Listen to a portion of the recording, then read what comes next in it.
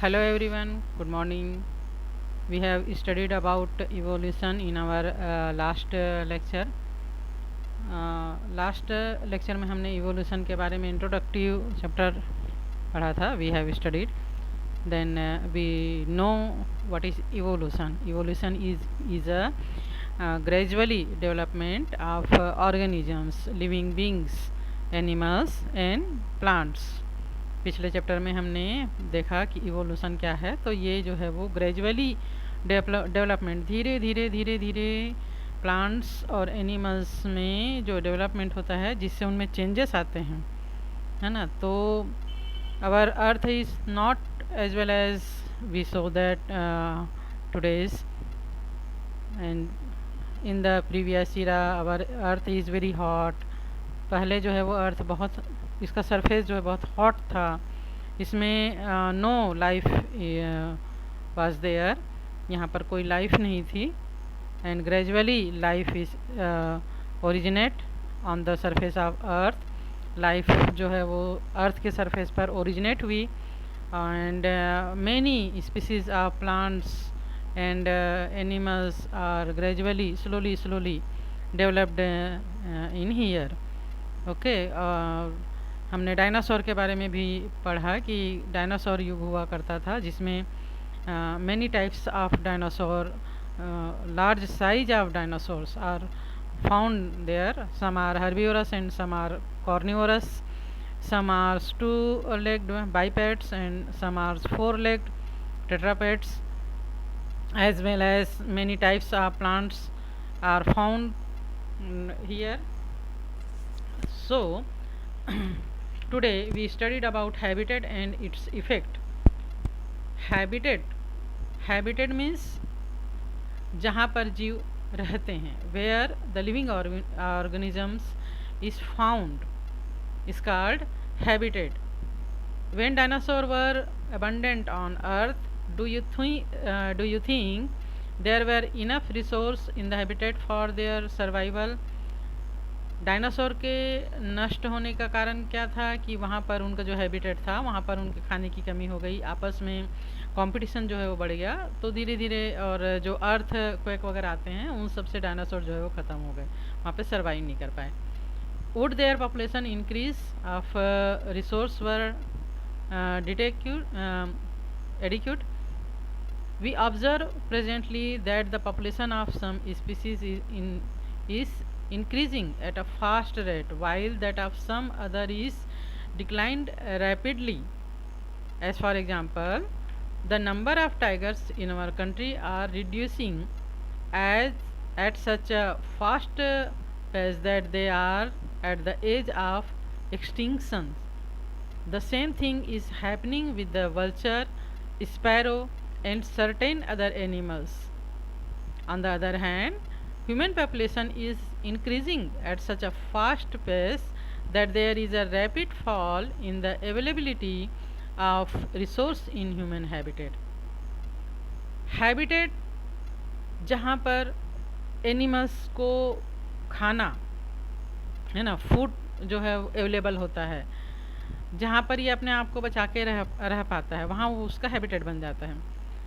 तो टाइगर का रिड्यूस होने का कारण क्या है? हमारे देश के जो फॉरेस्ट हैं, कंट्री के फॉरेस्ट हैं, उसमें टाइगर जो है वो दिन ब दिन कम क्यों हो रहे हैं? क्योंकि उनका जो फूड रिसोर्स है वो कम होते जा रहा है.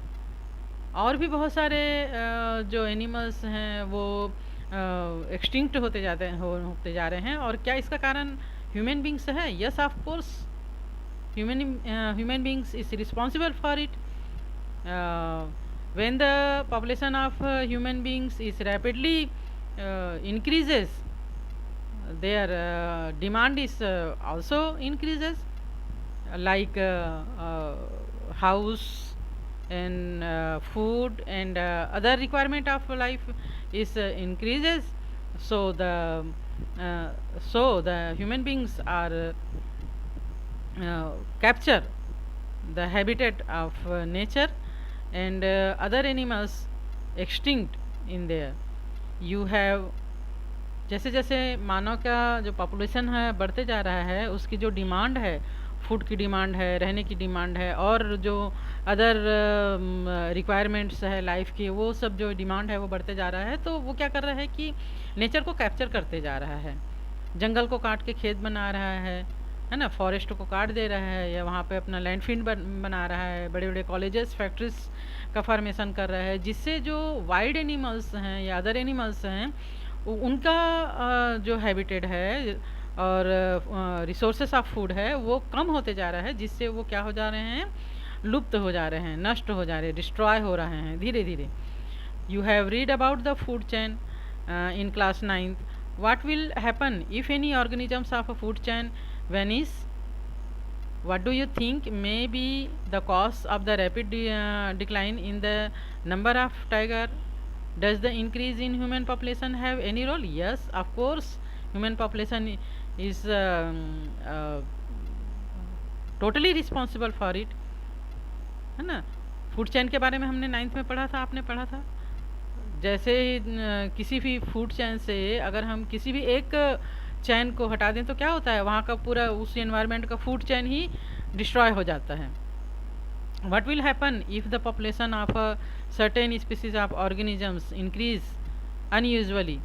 किसी भी पॉपुलेशन में कोई भी स्पीसीज अनयूजुअली ग्रोथ कर लेता है तो क्या होता है, दूसरे जो फूड चेन के स्पीसीज हैं वो ग्रोथ नहीं कर पाते, है ना। तो धीरे धीरे क्या होता है कि वो जो इंक्रीजिंग स्पीसीज है वो पूरा उस लैंड फील्ड को कैप्चर कर लेता है, और बाकी जो ऑर्गेनिजम्स है वहाँ से डिस्ट्रॉय हो जाते हैं। Is the rate of population growth of a species similar to the rate of the growth of food and other abiotic resource? No, definitely not. We find that indeed there are certain factors that may control increasing number of organisms. We shall take the help of the graph to study one of them. Here we studied through the graph food resources and uncontrolled population growth. When the any habitat, the food resources are slowly increases, so its growth is slowly. But when uncontrolled population growth is found there, they use the food resources rapidly, and as well uncontrolled population growth is very highly and food resources are slowly growth. The food resources are gradually decreases and finally they destroyed there. किसी भी population के लिए, कोई भी habitat के लिए food resource जो है वो स्लोली ग्रोथ करता है। एक लाइक ग्रेन्स को हम ले लें तो 6 to 8 मंथ में ये तैयार होता है, पर वहाँ का जो अनकंट्रोल्ड पॉपुलेशन वो इतनी फास्ट ग्रोथ करता है और इसको खाता है कि इसकी जो है मात्रा कमी हो जाती है। तो किसी भी स्थान पर अगर पॉपुलेशन ग्रोथ कर रहा है तो फूड रिसोर्स जो है वो सेम, इसका ग्राफ कभी भी नहीं आ सकता। Is the population growth and that food resource same? No, not at all. Which graph shows growth at a faster rate? Here the population, uncontrolled population growth are faster rate. Would the amount of food resource have any effect on the rate of growth population? No. The graph shows that if population of a species grows growth uncontrollably, then the food resource will not be able to fulfill the requirement of the population. अगर population का growth highly increase होगा तो food resource जो कि slowly growth हो रहा है ये इसको फूड को क्या जो रिक्वायरमेंट है उसको फुलफिल नहीं कर पाएगा। In this situation control is in number due to natural disaster और death due to conflict related to competition for resource में ऑकर। तो क्या होगा कि जो पॉपुलेशन है इस फूड सोर्स के लिए आपस में कंपटीशन करेंगे, लड़ेंगे, और जो इस कंपटीशन में जीत जाएगा वो बचा रहेगा और जो इस कंपटीशन को फाइट नहीं कर पाएगा वो जो है वो धीरे धीरे क्या हो जाएगा, डिस्ट्रॉय हो जाएगा। Do organisms that survive have some special abilities? तो जो ऑर्गेनिजम्स यहाँ पर बच पाएंगे, अपने आप को बचा पाएंगे, क्या उनमें स्पेशल एबिलिटीज़ होंगी? यस ऑफ कोर्स, तभी तो वो इस फाइट को विन कर पाएंगे, जीत पाएंगे। Does nature have any influence on the number of organisms? Could declining amount of resource inhabited be a cause for extinction of dinosaurs? तो क्या डायनासोर के भी एक्सटिंक्ट होने का यही कारण है? Yes, may be. Scientists have been wondering about such question on extinction, origin of species, their diversification, etc. Questions like what is the process of origin of organisms, where all organisms in their present form placed on earth from somewhere as such, or do organisms that survive on earth change over time? Do organisms become extinct as new forms take their place? तो scientist के दिमाग में बहुत सारे सवाल थे। इस अर्थ में ओरिजिन किस प्रकार हुआ, ऑर्गेनिजम्स किस प्रकार, सबसे फर्स्ट ऑर्गेनिजम्स कौन सा आया, किस प्रकार उनका ग्रोथ हुआ, और जो अर्थ का चेंज हुआ है ना, धीरे धीरे टाइम के अनुसार जो चेंजेस हुआ वो कैसे हुआ, और इन सभी सवालों का जवाब साइंटिस्ट ने खोजने की कोशिश की। You have studied previously that new cells originate from pre existing cells. आपने पहले के क्लासेस में पढ़ा है कि जो नया सेल, न्यू सेल्स बनता है वो प्री एक्सिस्टिंग सेल से, माने जो पहले से सेल है उसी से ही बन पाता है। The pre existing cells originally being formed from certain compounds, है ना, जो पहले का जो सेल है वो कुछ कंपाउंड का फॉर्मेशन करते हैं। Also that cells organise to tissues, आपने 9th क्लास में पढ़ा है।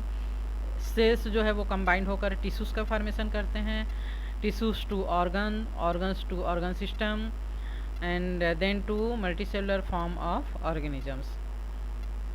Are organisms formed from pre existing organisms just as cell? क्या ऑर्गेनिजम्स जो है वो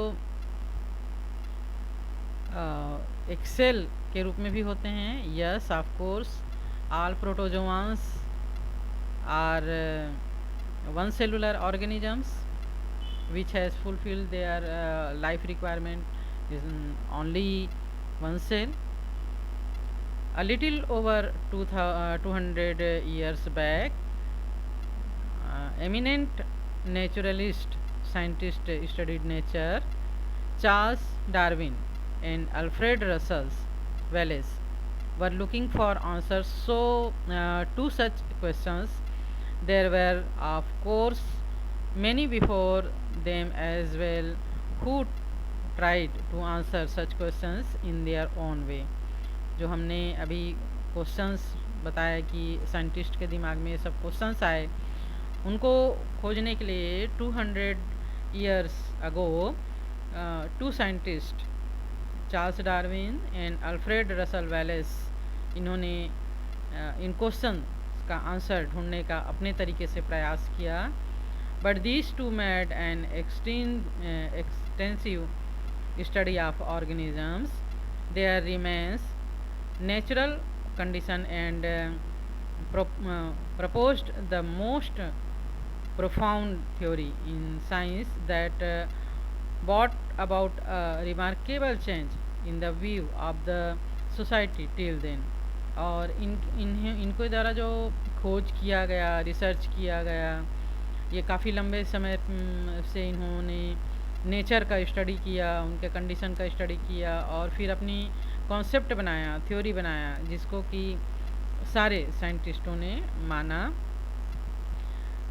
So we will study it mainly about Darwin and his finding to see how an important theory was arrived at. Next lecture. Okay, then bye.